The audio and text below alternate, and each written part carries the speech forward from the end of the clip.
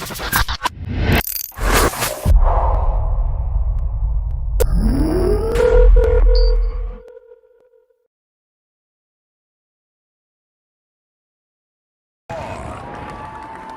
the Infamous Hour Live. I'm your host, the Infamous Amadeuz, all social media platforms at the Infamous Amadeuz. And shout out to a bunch of whack motherfuckers that got their verified checks today. 600 followers got the audacity to have a blue check. Every single Thursday here, Boom Bap Nation. The Infamous Amadeuz bringing a real interactive experience. We are actively scanning the chat, looking for questions and comments. And the gentleman I got in front of me needs no introduction, from Dipset to CNN, Jay-Z, some stuff in between. Charlemagne is here. What's up, brother? Yeah, the real is in the building, baby. The real is in the building. The real is in the building. So as I mentioned off camera, I was today years old when I found out you did Married to Marijuana, right? So Married to Marijuana, the sample is Al Green. Don't correct me. I think it's something or sometimes. Something like that. Yeah, something like that. Yeah, something like that. I remember correctly. My mother used to play this record.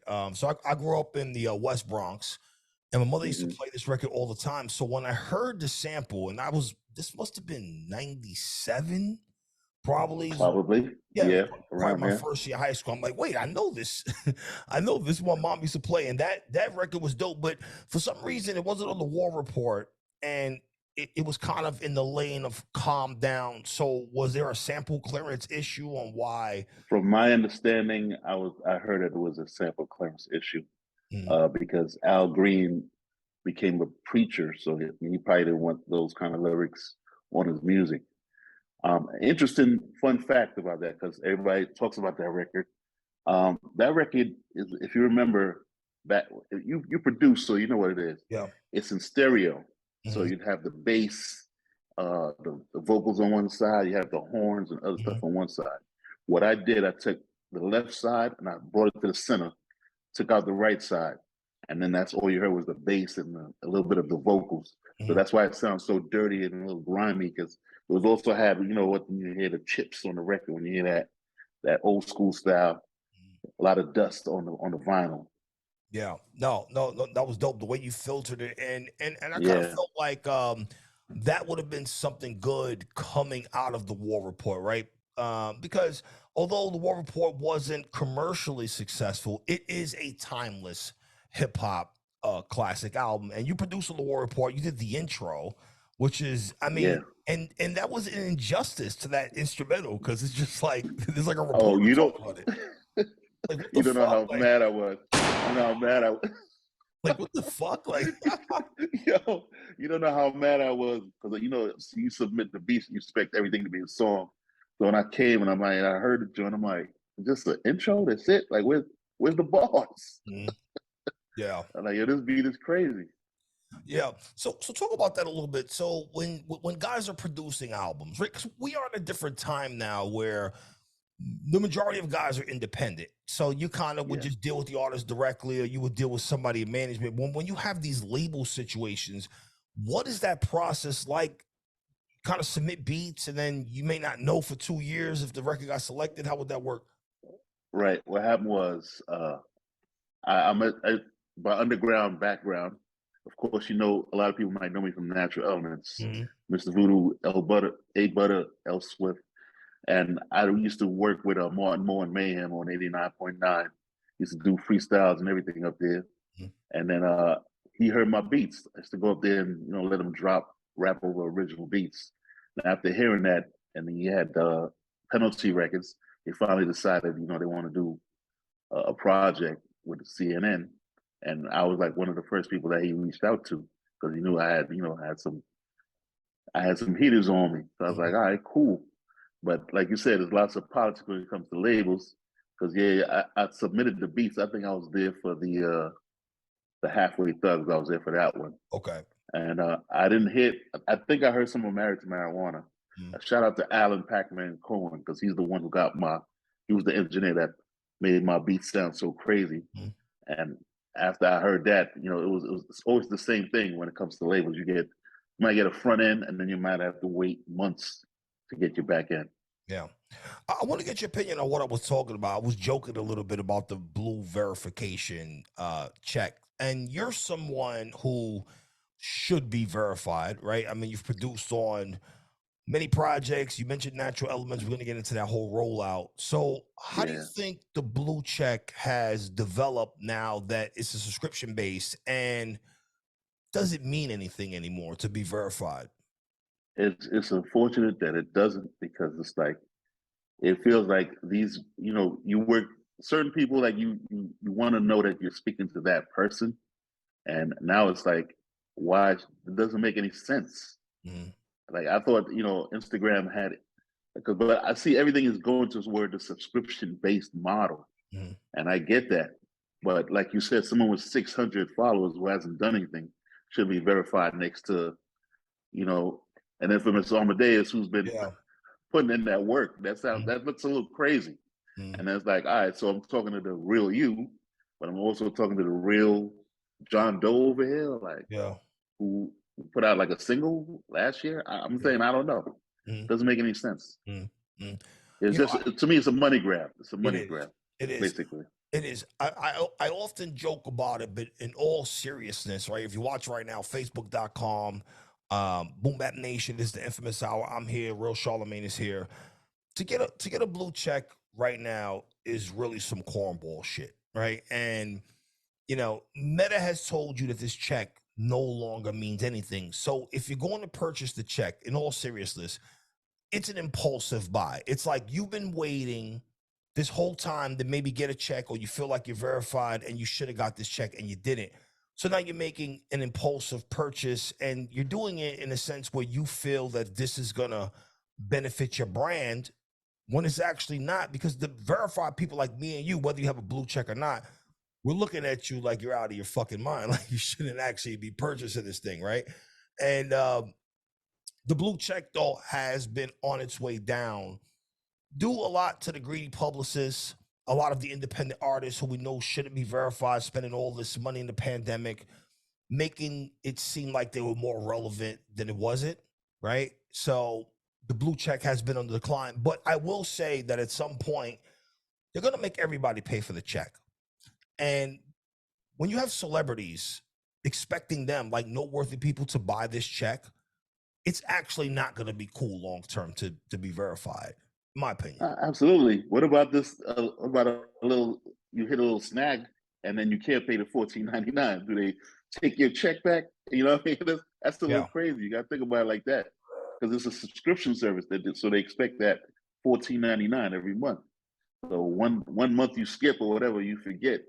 Does your check go away? Like I don't understand how that works. No, your check is gone. So exactly. So if you Yeah. wake up one day, you don't have a blue check, their card got declined. That's horrible. All right. So you're from St. Lucia. And you, Yeah. all right. So talk about early St. Lucia. Any hip hop acts from there? Like any notable people? I think Joey Badass is. I Really? don't know if he's from there, but I think maybe his parents or something like that. Yeah, Mhm. Joey Badass is Okay. from St. Lucia. I think is his mother or his father. One of them are from St. Lucia. And my guy El Swift is also from St. Lucia, but he's not on the big scale. So I would just say, as I know, is Joey Badass is the only one I know right now, off top, who's Okay. a product of St. Lucia. Okay. But by parentage, I'm thinking. You know what I'm saying? Okay. As Go ahead. Yeah. So born in St. Lucia, and then at some point, your parents migrated to New York. Now, what Mm-hmm. year is this that they migrated here? She was here early. She was just setting it up so she could bring me up, and I came up to this country in 1976, Okay. and in January, and it looked like a snowstorm because I'm coming from a hot climate to New York City, and it was a little crazy, a lot of culture shock because I never saw snow in my life. Mm, It was a little crazy, you know what I mean? And we settled in I want to say the South Bronx. We were talking about Soundview, St. Lawrence, like over there.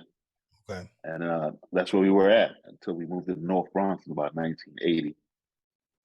Nice. I'm And actually from North yeah, Bronx. yeah, like I'm talking about like 241st Street, Oh, you was up there. 238, 233rd. Yeah, Yeah. close to Jamaicanville. Mount Vernon. Yeah. Jamaicanville. So, all Right. So Yeah. at this time, like, how old were you when you got here? I was 11.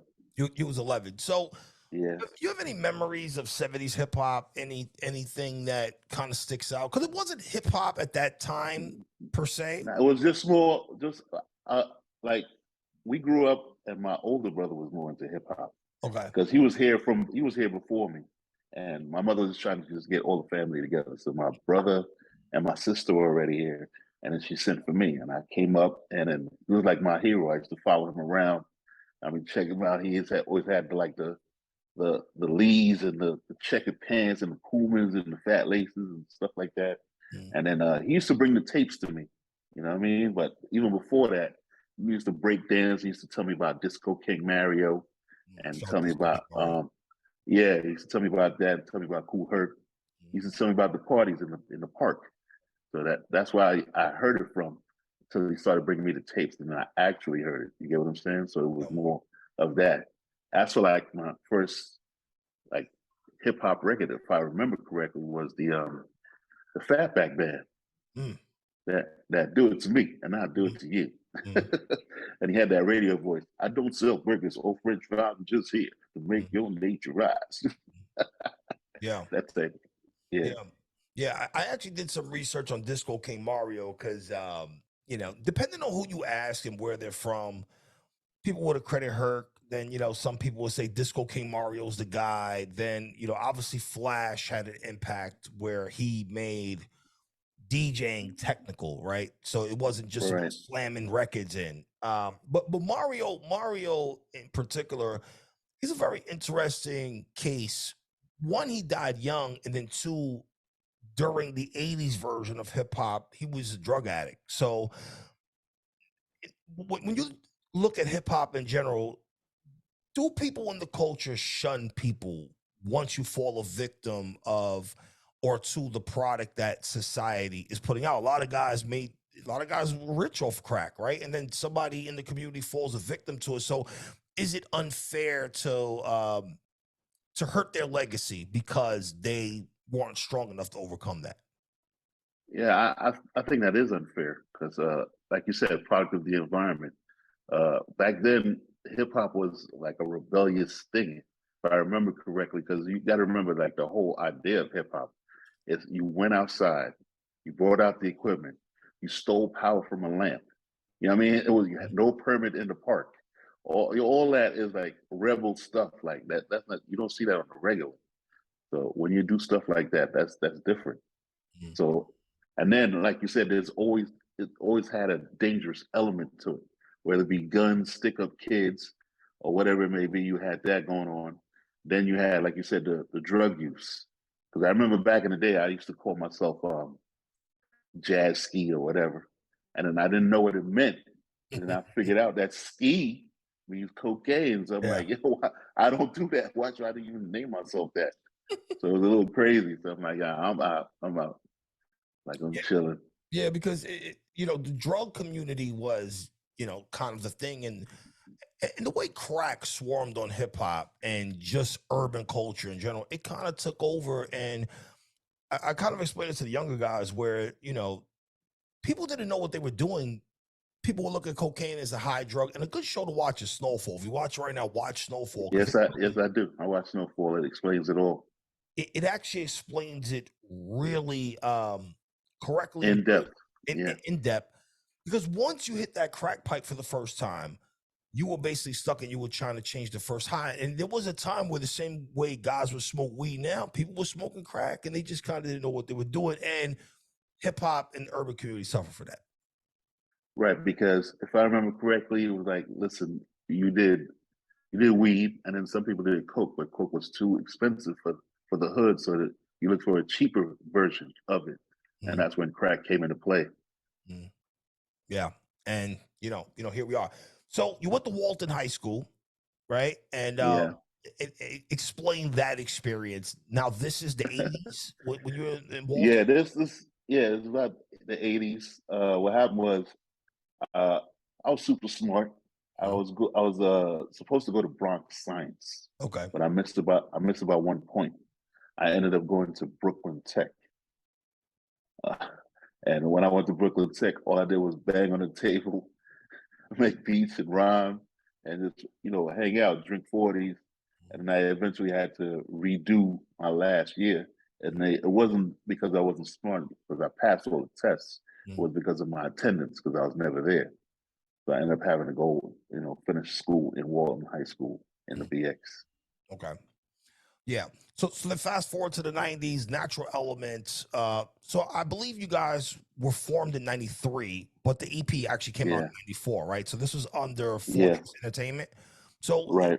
so kind of explain how that came, because you always had a factuation with music, listen to Elton John and listen to different types of things. So, and then Yeah. obviously your background with the Caribbean vibe. So what made you kind of want to go into hip hop, and then how did you actually start and decide to produce this group? All right. So what happened is my first introduction to hip hop. People, if you know West Indian Day Parade, Mm. goes down in Brooklyn, and I happened to go out there, and Juve. then yeah, I went out there, and if you know people, this is hip hop, so people had their equipment on the steps, had their speakers out, and all that, and I heard somebody cutting up First Choice, Treat Me Right. Nice. Um, I'm like, yo, this is crazy. I'm like, yo, this is incredible, man. I need to get into this. And next thing you know, my brother, he felt it as well, and he got equipment. And I remember the first couple of records I was cutting was Big Beat, Champ, Freedom, uh, I Can't Stop. A lot of the break beats that you hear today, Impeach the President, that kind of stuff. We had like, two records you always had to get like doubles and stuff like that. So that's how it started. Really, it was mainly DJing, and that happened because my brother left the equipment alone, started chasing girls. So I left the equipment with me, and that was it. And it was a lot. So after that, natural progression. We 1980. I'm in the North Bronx, and there wasn't a lot of black people around on my block. I was like maybe three people on the whole block. So we had to go find friends. Then I found like I had another West Indian friend about maybe 6, 7 blocks away, and we got together. Next thing you know, like, yo, let's do some music. Mm. That's when I started taking it serious. We bought a 4-track, and we had the cassette and everything. Before, I was just making pause tapes to get the beats on time. Mm. And we finally got a 4-track, and I started making music with that. Then after that, it's like, let's find artists. Because I'm like, yeah, I rhyme, but not like that. I used to rhyme back in the day. But Mm. I'm like, yeah, not like that anymore. So I'm looking for artists. And then of course, Swigger is also from St. Lucia, so I knew him since he was 12, Mm. and he just owned this craft, and that was it. I met more friends, and Mr. Voodoo, A Butter, K.A., my man Intimidator, Stex, G Blast, just a whole bunch of dudes. My man Small Z was my first artist, and we all gathered at my man Vidal's attic, and we used to come. They used to come up there, and I used to have to produce like 9, 10 beats every Saturday to give everybody a chance to rap. And that was crazy. I had to make like 9, 10 records or have them, freestyle. And whatever I felt was best for the record, that's how we used to get down. Mm. So how do you deal with this many personalities, right? Because we're watching the YouTube the Wu Tang series on Hulu, right? Yeah, And you're dealing with a bunch of, and you had like how many guys? Was 6 guys in this group? yeah. But, well, before that, it was like around 9 guys, but they weren't natural elements at that time. Okay. It was just like just a bunch of camaraderie of a bunch of guys, and we just kept everybody out of trouble. Because like you said, the '80s is crazy. You go out there and like you said, once you hit that crack pipe, it's a whole different thing, or you can get in trouble being a Yeah. dealer or whatever it may be. Yeah. So that kept us out of trouble, and I tried to keep them out of trouble. Mm. So once they were up there, it would depend on their personality. Some dudes were more hardcore, some dudes were more poetic. You Mm. just had to find out where they fit in. Like, this guy's more Nas like, this guy's more Cool G Yeah. rapish. Yeah. So Yeah. you had to figure out which kind of music goes with it. Mm. So I just had to figure it out. And I had a lot of records, a lot of jazz records, a lot of different joints. And I Mm. just, worked it the way it came naturally, like it Yeah. just happened. And the funny thing you said about that Wu Tang thing, and I watched it, I'm like, it reminded me so much of our journey because it was kind of similar. Mm. Yeah. Because I can imagine managing, especially in this climate. We're talking about crack. We're talking about people with the decision, let's say, right? Of okay, do I want to pursue hip hop? Hip hop looks like it'll be prosperous. They're looking at Rakim, they're looking at G Rap. They're looking at, you know, Granddaddy IU. They look at these guys. Oh, these guys are getting money, but I could actually maybe make the same amount of money or more money in the street, and then having some sort of balancing act of what it is that you want to pursue. Yeah, well, that was the dilemma. That was the catch-22 per se. Yeah. Because like, all right, now even on our end, because it's like, all right, we want to put out a record. I think we were one of the first independent labels because it was like I had to get investors. With like four of us who had 9 to 5 jobs. We ended up investing in putting out the first record on Fortress Records, Fortress Entertainment, and we had to pool our money. It was the big circle: buy records, to sell records, to buy more records, because it was like nobody really made a crazy amount of that. Nobody made a profit. We were more in the red than the black, but our love for the music just kept it going. Yeah. Talk a little bit about Stretch and Barbito at this time, because you guys obviously ran through that circus. Shout to Lord Sear. He was the third mic on the Stretch and Barbito show. And Indeed.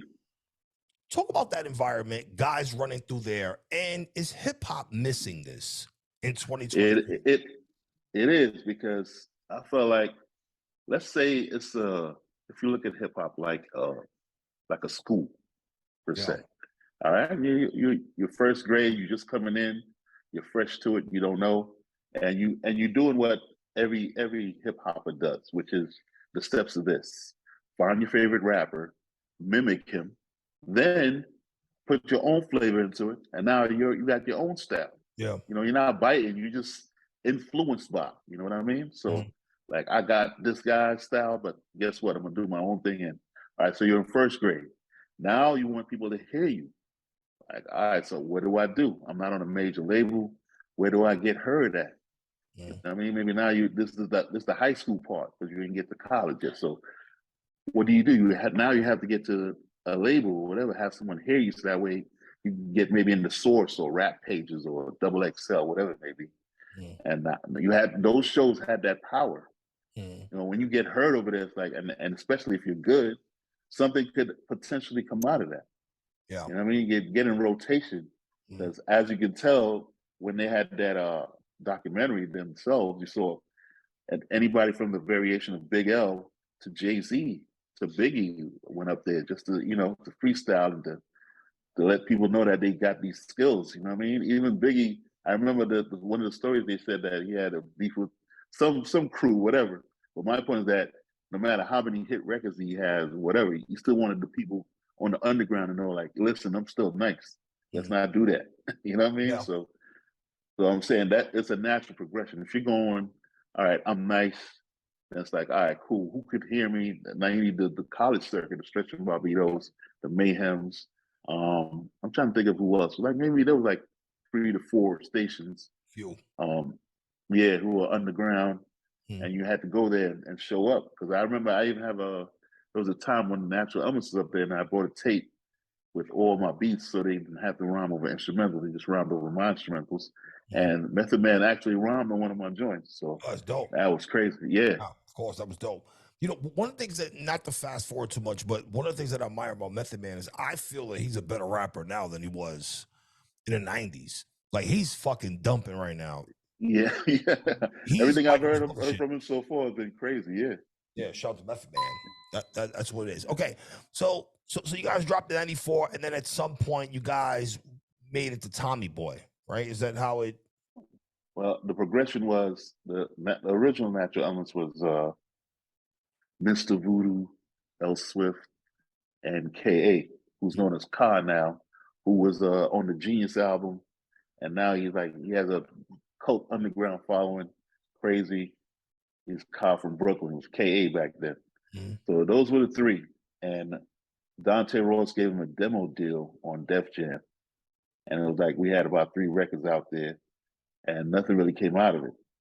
So I don't know what happened. Eventually, Ka felt like he wasn't nice enough, or whatever he meant. He never felt at the time. I never felt that. I always feel my guys are dope. And after that, I guess he dropped off, and A Butter joined the group, and that's when we started going up to more and doing the Barbito stuff, and then eventually Tommy Boy took notice, and he started this thing called Black Label, which was, I guess, the underground division, if I could say it like that. And then after that, they started putting out product.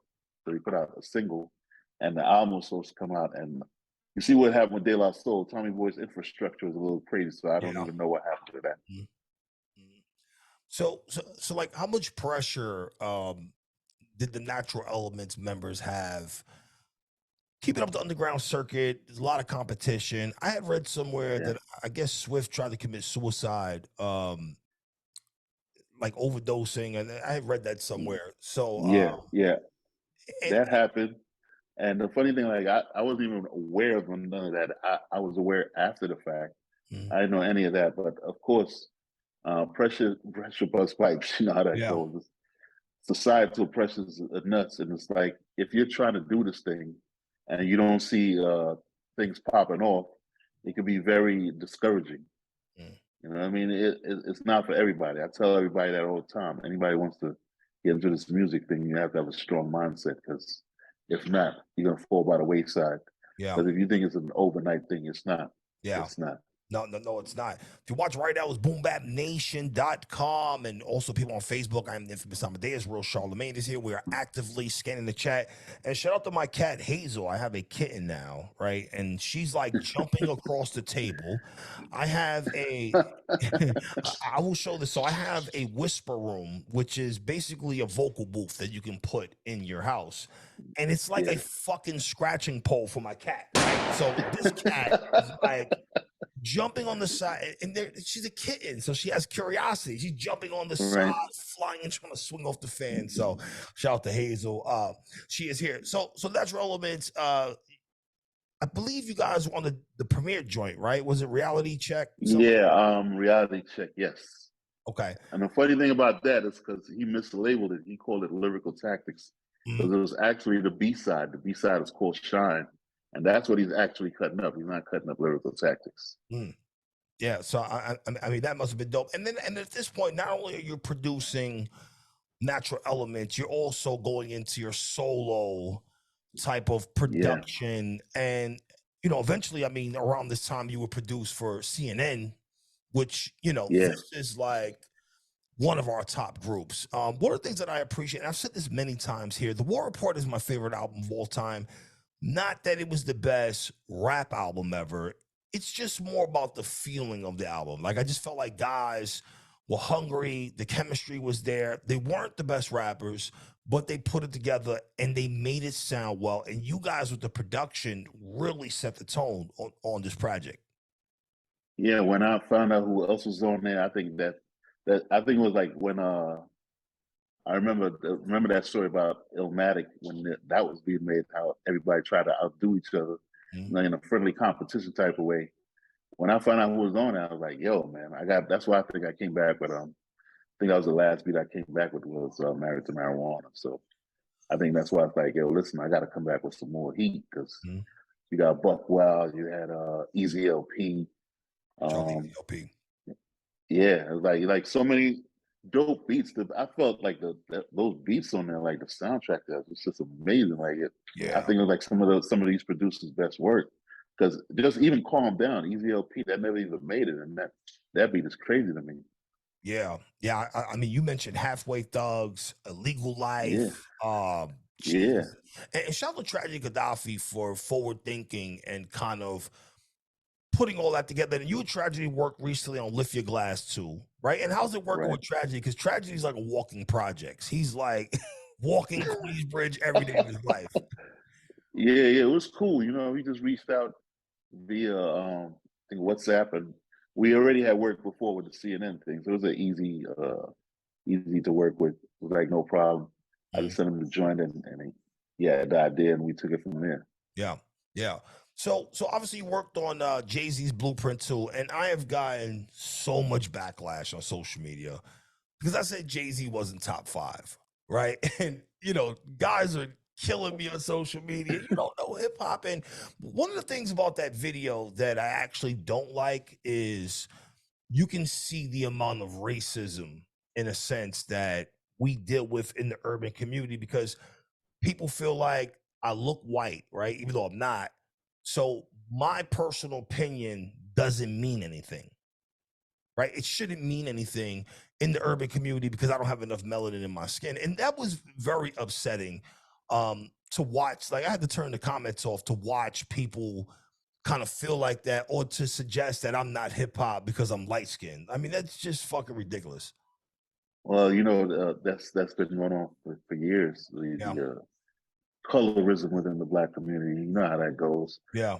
It's always like the light skin versus the dark skin. Mm. You're not black enough. He's not black enough. But if we're gonna go there, how about Melly Mel's opinion on Eminem? You know what I mean? You could explain that to people because yeah, he's a founding father, but I disagree with him on that. Mm. You know what I mean? I don't think that Eminem is whack or whatever he said. Like, Mm. he should, top 10 or something. You know what I mean? Whatever it may be. Maybe he's not in your top 5, but you can't deny the man's talent. You can't deny that. You know what I mean? That man's flow. Like, come on, like he's putting in work. And what makes it even better, that he knows hip hop. He pays homage to it every time he gets a chance. Yeah. So how can you even say anything crazy like that? Yeah. Now I could understand if he was different, if he just stole it a la Elvis and then reach back and say like, yo, I got this from here, and shout out to Big Daddy Kane and shout out to the Furious Five. Like he does that every chance he gets. He pays homage.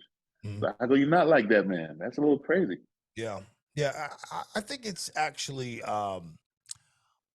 it's not educated, right, in a sense, to assume that we're not all black. Like if you know anything about the history of America, every person from the Caribbean is black. Like, let's be clear. All right. So, quick history lesson. The Spaniards and the Europeans, they went to the island of Hispaniola, which is Haiti in the Dominican Republic, and they brought a bunch of African Americans, and the people that were living there were Indians, right? So now you have all these integrations, and now they spread out to PR and St. Lucia and the Bahamas, and this is why in these areas you could have someone in St. Lucia who's dark and light, right, in the same context. Absolutely. I mean, if people want it raw, I give it to them raw. Because like, listen, how do you get light skin? I mean, like the slave master raped the slave. It's that simple. You don't understand. You don't understand that. I mean, It's that simple. Do I have to tell you anymore? Like, does that even make sense to you? Yeah, no, that's what I'm saying. So backlash on that, and then the other thing that's happened to me recently is I got backlash because I spoke out about Nori's comments on Cuban Link, right? So for people that are watching right now who've seen this clip, I actually was interviewing Cuban Link. It had nothing to do with this. I had an independent artist that came on my show that he was bad mouthing Cuban, right? And in my show, this is season 4. I try to stay out of controversy, but sometimes guys, they start drinking, they want to say their whatever they feel their truth is. So I'm gonna let you go. I'm not gonna, cut you out. And Cuban was in the comments and he's like, yo, don't blackball me like Angie and Nori. So I'm like, listen, if you want to come to the show, you can come to the show. And it literally just so happened that same week, Nori posted the clip of him basically saying that Cuban cannot go on that show because of his relationship with Fat Joe. So my actual response wasn't even necessarily about Cuban. For those that are watching right now who know me, I was releasing the majority of Granddaddy IU's music before he died under my label. So, and I had conversations with EFN. I went to Drink Champs with Tragedy, Charlemagne, Mr. Atlas. Me, Tragedy, and Mr. Atlas, we went to Drink Champs for that Conway episode. And I was trying to get IU up there. And if you watch Drink Champs, they fucking say IU's name literally in every episode. So I was questioning what relationship was blocking that. Like, are we comfortable saying this is the first time? So as someone who's worked in this infrastructure, like, how does that make you feel? Because you have the resume, right? You've done records. Yeah. Well, just for everybody listening, looking, hearing, I've never been on Drink Champs. All right. And I did, if you check the credits, the first thing you hear when you put on the CNN album. So I don't know if that's a disservice. Yeah. You guys decide, because I'm not even going to say anything about it. It's like when they talk about the album, I'm hardly mentioned. It's always like the Neptunes or whoever. But my thing is like, you don't get to the Neptunes. You did halfway thugs as well? Yes, I did. You don't get to the Neptunes crazy. before. Hold on, wait. Not to cut you off. Halfway thugs. Jesus Christ. As you were saying. But you get what I'm saying. You don't get to the Neptunes without first going through CNN. Yeah. And if you're going to call that a classic album, Like you talk about give flowers, give everybody their flowers. What are you talking about? Let's go. Yeah. And that's for like that whole situation that you're talking about. Um, my take on it is if you're gonna call yourself a journalist, you should hear all sides, whether it's your friend or not. I mean, I get it. If you're in the relationship business, and I guess that's why he gave away the game, he just said it. And that opened up a lot of things. Like you open that up for debate because now it's like, wait a minute. So you're telling me that I can't do this because you got a relationship with this person? That's Yeah. kind of weird. You know what I mean? It is And weird. especially if you call yourself a journalist, it's different if you're saying like, "This is my show. I do what I want." Blah blah blah. But you on record saying that you're a journalist when that Mhm. Kanye thing happened. That was your answer. I'm a journalist. I try to hear all sides, and okay, I get that. I'm not mad at that. But at the same time, if you're a journalist, then hear the other side too. You don't have to agree with it, but you just have to listen to it. And you know what they say? They always say this is the biggest saying. Everybody's heard this. Uh, the truth lies somewhere in between. There's Mhm. his side, her side, or his side, and then there's the truth. Mhm. Combine it all, and there you is. It's somewhere in between. That's where it's at. Yeah. Yeah. So when you watch this, right, and you watch someone that you worked with, or just forget all that, you watch a journalist, because anyone who sits in my seat and says that they don't want to be a journalist is fucking lying, right? That is a blatant lie. Like when you sit in my seat, you're trying to be a journalist. You aspire to be people like Sway Calloway, like Big Boy, like the top notch of urban journalism. And you can't suggest otherwise, period. You guys are making millions of dollars. You're getting corporate sponsorships, advertising. You're journalists, right? So, Plus, blackballing, you're asking insightful questions. That's your job. It's yeah, to let the audience into the guest world. yeah, So that's a journalism already. Just doing that. yeah, yeah. So when you look at blacklisting or blackballing, how much of this exists today? And is it unnecessary considering boom bap and lyricism is not the primary focus anymore? Yeah, unfortunately, it's not. But it's like people like you and me. We just in that lane, and if you got love for it, there's nothing you can do, man. It's in your veins. And that's for like why this is. It's like, no, I haven't experienced it personally, but people have been saying to me that you must be blackballed because I've been out here, submitting stuff and I haven't heard anything. Mm, And the thing is when a lot of times when you're in this business and you're a little naive, you know what I mean? A lot of these artists want to take advantage. mm, If you don't know anything about your publishing or how much you're supposed to get, or whatever it may be. Once you get smart and you're like, nah, I want my publishing on this one, they'll be look at you a little different. And a lot of times, the new guys they mess up the game for the older guys because like they're naive to the rules of the business, and they do beats, and I'm not even saying they're whack because that'll be wrong. A lot of people do these free beats, and I hear them I'm like, there's some dope joints right here, mm, but they don't know the value. They devalue what they have and what we have by giving it away for free to some artists that what I mean is going to make millions of dollars, and meanwhile you're still in your mom's basement. Like mm. you gotta understand what it is. You gotta understand what you're holding on to. They'll have a diamond and sell it for cubic zirconia prices. You know what I'm saying? Yeah, So that's a little crazy. But yeah. that's for blacklisting and blackballing. It's an unfortunate aspect of this business, and I hate it because you always hear it, but you don't see it, and Nori actually brought it to light. I don't know if he understood that he did that. No, I don't He think he he did. shined a lot. I don't think he understand the Oh, what he did. He brought a light to that and let everybody know that this is what exists in the business. If this person's a friend of this person, you might not get the look that you wanted to get mm, because of a certain relationships. And so unfortunately, it's a relationship business. And I saw some things somewhere that it's not about your product or whatever it is that you have. It's all about people who are friends with people. You know what I mean? It's their favorite. Like, okay, Charlemagne, I don't think you got some fly beats, but yeah, I'm friends with Swiss, so I'm gonna get beats from him. yeah, Sorry, guys. I yeah, don't care how dope your beat is. yeah. It's a So it is favoritism what it game. is. It's a Yeah, favoritism game. 100%. yeah. And it's unfortunate. And it's unfortunate to see how many guys have not had the chance to go up there. And because he said that, it makes you wonder how many relationships are in the way of or what relationship? Like, who did you piss off exactly in 1987 that you can't get an interview Yeah, on Volt TV? You know, absolutely. who Point. yeah, like who did you get Yeah, upset in the studio in 92 that you can't go to this radio station? Like, what exists? point. Hit it again. Yeah, I mean, Yeah. this is fucking Top crazy. five answers are on the board. That's crazy. This is That is crazy. completely crazy to me that someone Not would only that, but say that. what you're saying, think about that. Think about what you're saying. You're saying someone held a grudge from 92 to 2023 where I can't get it. Are you serious?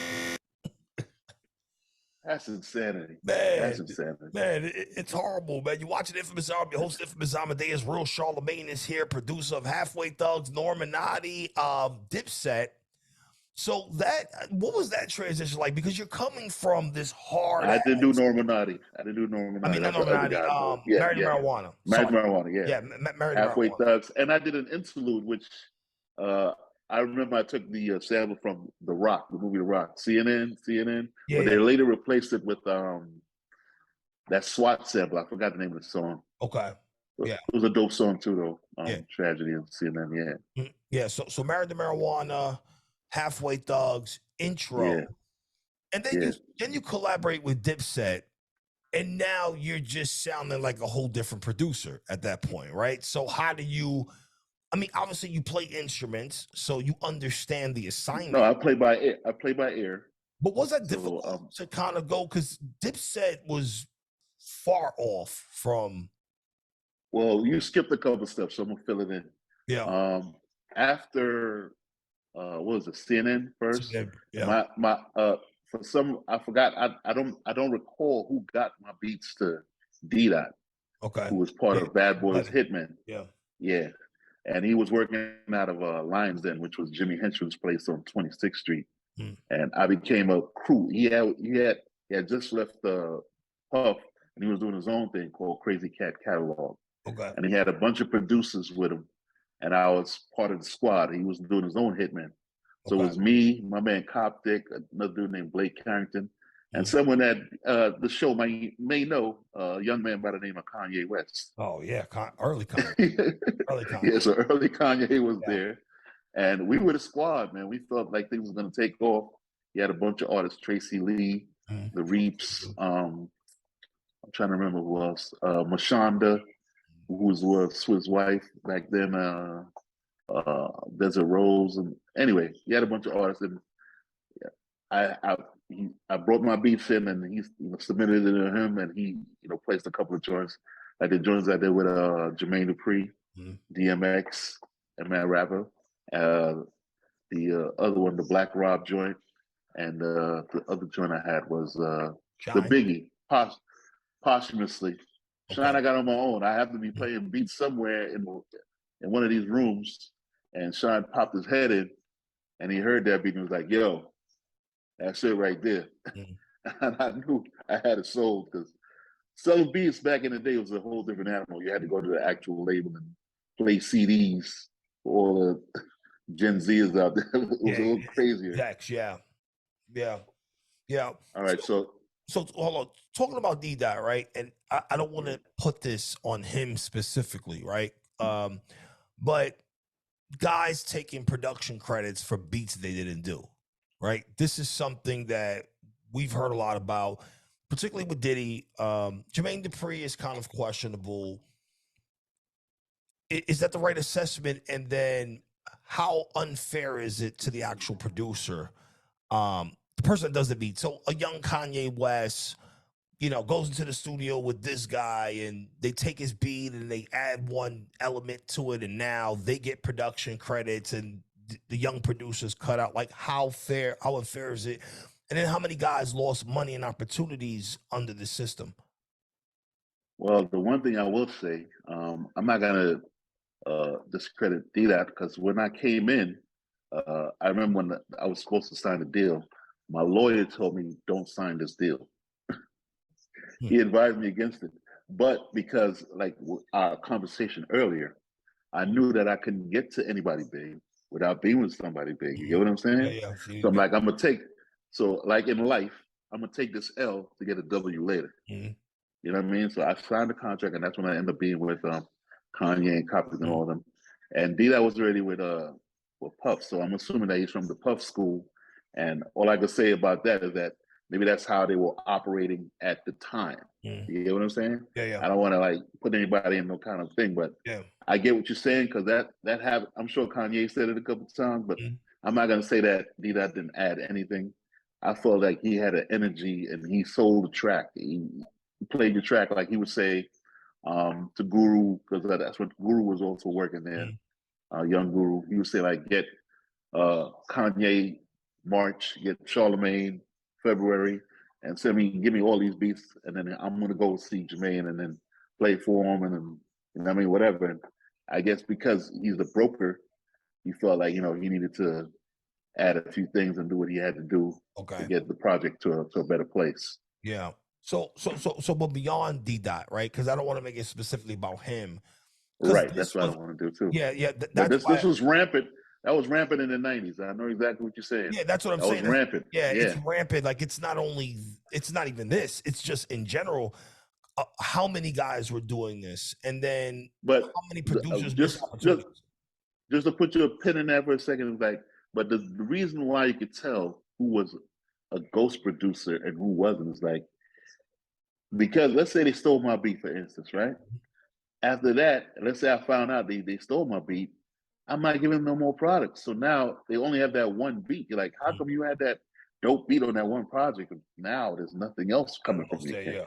You know what I'm saying? Because you stole it. That's why. You don't have no other outlets from these beats you were stealing. You have no other outlets. So that's why none of these joints you're putting out are hitting. You know what I'm saying? Yeah. So that's how you could tell. Well, whereas D-Dot could still, because he actually hit the machines too. So like he could actually put out more product because he actually produces. Yeah. He does stuff. But there were other people that I know that you're talking about. I don't want to put names out there. Yeah. Those are the ones that they didn't touch a keyboard, they didn't do anything. But you would come in with your track and be like, yeah, I can get that. And then next thing you know, your name is the last on the list, like produced by 5 people, and then you're like number 5 on the list. It's like, yo, what the hell's going on? Like, what's happening here? Or even worse yet, your name might not even be on there. Yeah. And I've seen the credits on certain joints, and I'm like, come on, I know he didn't do this. Like, this is a little crazy. But that was rampant in the 90s. Till, like I said, I think that was like a system that was built before we even got into that, and it had to cleanse itself out. You know what I mean? And people had to speak up, and things had to be said. You know what I mean? And people had to be seen. If you know what I mean? So. Yeah. No. It's actually wrongdoing, and this was kind of just what was going on in this era behind the scenes. Right. I mean, we were getting great music, we were getting great production, we were getting a lot of great acts, but a lot of guys were getting shunned in a sense, right? And then would you say, going back to the Cuban thing, right? NIU, do you think that guys get blacklisted because you know too much information? Absolutely. Could Absolutely. that be one of the reasons? Because I remember this one artist, I did a beat, and I'm like, okay, cool. This is what it is. And we had an argument because he wants all the publishing. I said, I can't do that. But, it was an argument, and I'm not one for all of that. So I said, you know what? There you go, take that. But I'm not selling, I'm not giving any more beats. Like, I'm out of here. That's it. I'm not producing any more tracks for you. So it's all good. Do your thing. Take that. Yeah. Because I'm like, I'm not, like, you're not supposed to try to grab the producer's publishing. I'm part of the process. You get what I'm saying? We're working together. One hand works with the other. So it's that simple. But after that, I was like, you know what? I see what's going on out here. And once you get too smart and you start asking questions, the higher ups, whatever, the people in power, they don't like that. They don't want you to be too smart. Yeah. You know what I mean? It's either that, and I don't understand it, because like they act like there's just $1 million and we all go for that same million. You're already there, guy. I'm not even gonna hurt you in the long run. Like, what are you scared of? You're scared that you see somebody talented who might overtake you, per se. And I'm like, a perfect example of that, we could say, because we gotta look at it, it's like, if you know you have talent, you don't have to worry, is Lil Wayne. right? He puts on Drake. Drake is a Yeah. like a major Yeah. artist. Yeah. Yeah. Nicki, like look at Yeah. all these people he put on, but yet does that take away from Lil Wayne's greatness? No, No. at all. So I don't understand why the New York guys was on that. Like Market. it Yeah. was just like Yeah. keeping people down Agreed. because you're scared that they might overshadow you. Oh, I use too nice, or Yeah. Cuban is a nice too nice on the lyrics. Mm. We could both coexist in the space. That doesn't take away from your greatness. Yeah. Yeah. Do you think New York artists were haters? I interviewed Diamond D, and we had a similar conversation about this, about New York artists not being receptive to Southern rap. And then when you look at it long term, Southern rap dominates hip hop. Now, it's not because it's the better music, it's because of the way the labels designed it. And just quite frankly, working in radio, I quickly realized that being from New York, we're the ones with the accents, right? So the majority of the country talks with a Southern dialect. So I live in Pennsylvania. Yeah, If you go 3 hours west, you are already getting the Waffle House talk, right? And west, and then south, and yeah. then and then down. But do you think New York artists were haters, executives, and was that maybe because of the fast paced environment that we were in? I think we got arrogant, and to this day, we're New York, man. Let's put it like Yeah, that. Everywhere we go, we're New York. yeah, There's no way we go on Earth that we don't say that New York swag. You know what I mean? Like, yeah. You know you're so from it's you I'll know. give you a perfect example of how crazy New York I was. I remember I went to Mexico on a vacation, and I was the guy with the Timbs on the beach. Not the Timbs on the beach. Timbs on the beach, man. Crazy. Yeah. So I say all that to say that we got comfortable. We got, a little full of ourselves, and I started dissing people. You know what I mean? Not all of us. Let's be clear, but there were some that felt they were, ahead of the game, Mm, like everybody else is whack, and it's like, that's not the way to approach this music. We hip hop was supposed to be all inclusive from the beginning, yeah. so it's like it's supposed to be about bringing people together. So I think we kind of felt ourselves, and then when the South took over, like you said, it wasn't even us; it was the labels. It was set up that way, and now it ended up being like kind of like a recording civil war because that's what they wanted.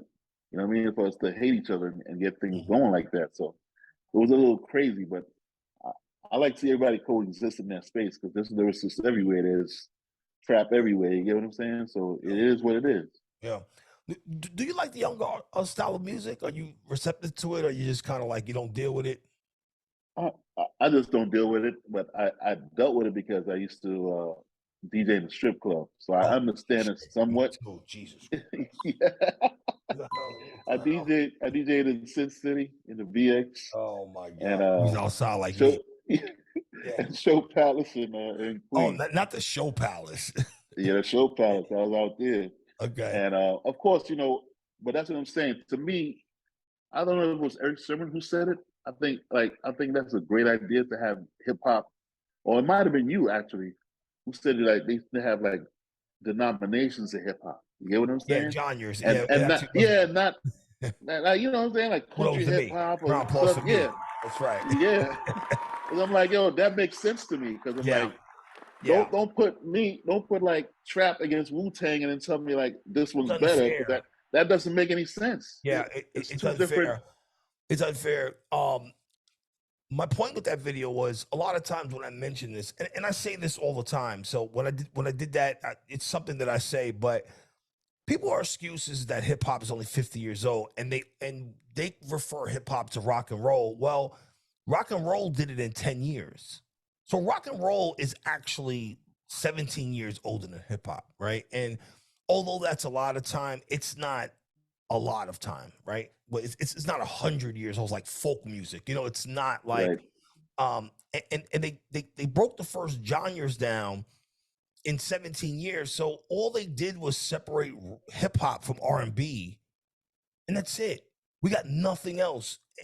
There are so many different variations of hip hop. You got boom bap. You have now what is considered modern boom bap. So modern boom bap is the Griselda, right. Flea Lord, those type of guys. And then you have classic hip hop, which would be like if Tragedy dropped now. Then you have trap, you got Jesus, you got Miami bass, you have lo-fi, you got West Coast. So why are they still, and being someone who's dealt with record labels, dealt with streaming, dealt with artists, why are they still categorizing everything in one pot, in your opinion? I think it's just easier that way. So that way it's like you look like to cause what's happening now, confusion, and then make us not, you know what I'm saying, not understand the power we have as hip hop artists. Like if you know what it is, like you know, like I'm not in competition with this guy because he's not even in my level as far as what I'm doing. Yeah. Like I don't want to inspect the deck on a trap beat. That doesn't even make any kind of sense. Like that, you know what I'm saying? So that why would I compare Future and Deck or something or you just can't. Or Ghostface like that? That doesn't make any sense. Why would I say one is better than the other? Yeah. So that's why I have a problem too when journalists come and say like Future's the best rapper alive or something like that. I'm like, you're bugging. How is that possible? Yeah, you can't. Does he encompass all styles of hip hop? No. What was the bar that he said that influenced your life? Yeah. Like, I have a couple of questions. Give me some questions. Yeah. Before you say something like that. Mm-hmm. No, I agree. And going back to your original point, breaking hip hop down into genres would allow us to separate certain spaces that we all want to operate in. So, as an example, I could DJ trap. I wanted to. I ran through Cityscapes, Angels, down the list, right? But what if I want to go to a strip club and I want to hear some fucking Mobb Deep? Because what were these girls dancing to in '97? Calm Down was in the strip club. I mean, what are you listening to? Benjamins, what Candy Rain in the strip club, Benjamins, right? I mean, Benjamins. You know, I'm sure Annie L was popping in the strip club at one time. So when we break it down into genres, we create so many different spaces where now you go open a strip club that's throwback. Right. You know, it's throwback night. Yeah, absolutely. What's even doper than that, because you think about it, then they could do an actual hip hop awards. Correct. Where it's not just okay, Outcast versus this person, and like, that doesn't match. So why would you even say something like that? Like, how does that even match? You'll be like you said, you have different genres, so like best trap album, best boom bap album, best bluegrass album, that's like bluegrass hip hop album, best instrumental album. There could be some real hip hop albums, some real, variety, as opposed to just putting everything in one. And then you'll get me upset because I felt that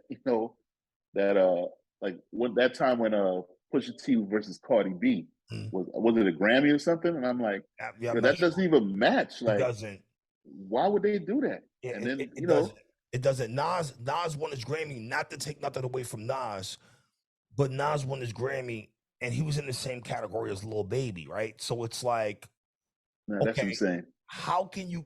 It's actually unfair to Lil Baby, like just in my opinion, because Lil Baby is outside every fucking day, right? And he's outside, he's dropping records, he's outside pumping videos. Kids follow this guy everywhere. You have a classic hip hop artist, Nas, who, yes, he did create a better album. Yes, it was a better product. Yes, but yet and still, why discourage Lil Baby when you can just separate them and they both can win Grammys? Absolutely, I'm with that. Right.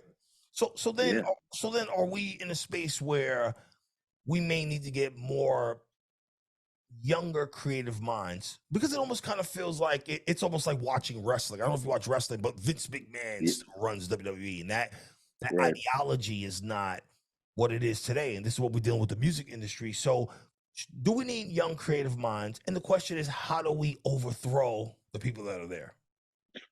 Well, like with everything else, I wouldn't just agree to young creative minds.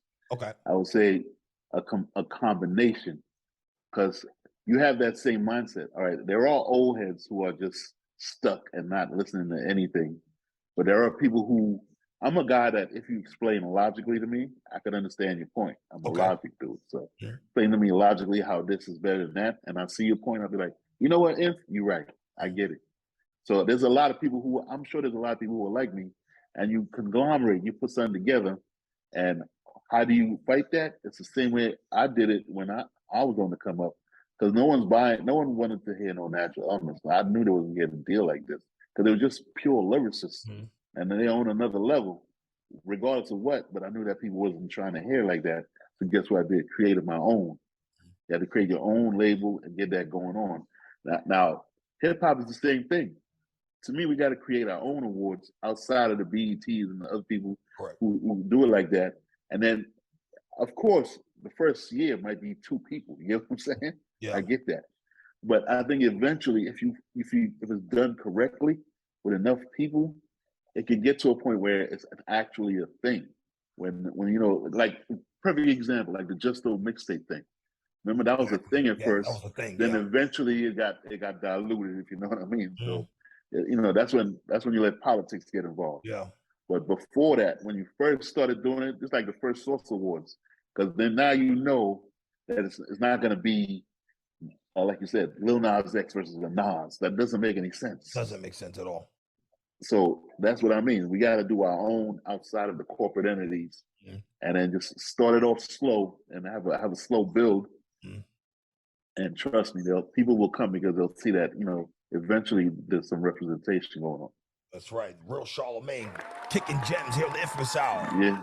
You're watching the Infamous Hour. I'm your host, the Infamous Amadeuz. If you're listening on the audio side, Spotify, iHeartRadio, and more, make sure you subscribe. And if you're on YouTube, hit the notification bell. Make sure you follow us on all social media platforms at the Infamous Amadeuz, at the Infamous Hour. And of course, listen to me on SiriusXM Shade 45 every single Thursday, noon EST for the new hip hop picks, 3 p.m. EST for the throwback classics. And of course, I have my site for the Punchline Academy. And if you're in New York City, I have a whole vibe going down every single Thursday at this spot called The Sampler, right? It's 234 Star Street.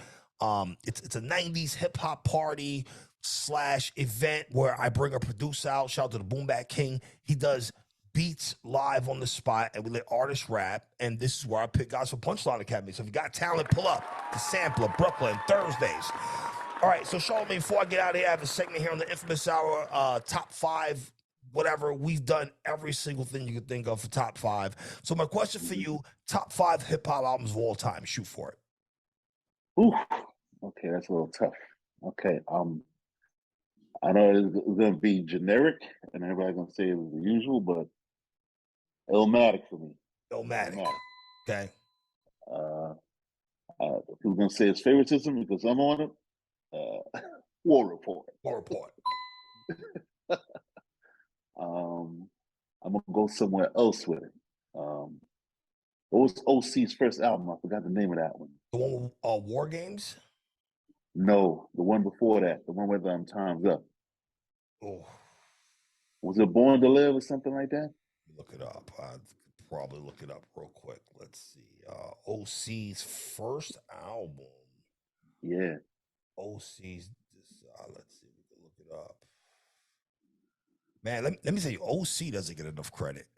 That's another one. That's what I'm saying when we talk about lyricists who don't get shine and don't get interviewed. And Word Life is the album. Word Life, yeah. Word Life. Word Life is slept on. People need to take a look at that. Word Life, Illmatic. Yeah, Word Life, Illmatic. What else did I say? War Report. War Report. That's 3. All right, so all right. I just say I'll go Reasonable Doubt. Reasonable Doubt. Okay. I'll go Reasonable Doubt. Now for my last one, I'm gonna surprise everybody else. I'm gonna go with NWA Niggas for Life. Niggas for Life. Woo. Woo. Crack. Woo. Yeah. Crack. Now, speaking of that, you got to produce for Ice-T, right? And I mean, this is super West Coast OG colors. I mean, he was just one of the most outspoken people. Now he's a full actor. So when you're producing from him, how do you navigate to who he's become, right? Because he's a whole different person at this time. Let me tell you something about Ice. Ice is one of the realest persons I've ever met in this industry. Nobody realer. He's like one of the. I can count on one hand the people that still mess with me, and I could reach out and they'll text back or call back or whatever it may be, and he's one of them. So respect to Ice. Nice. As for Ice himself, Ice is a boom bapper at heart, man.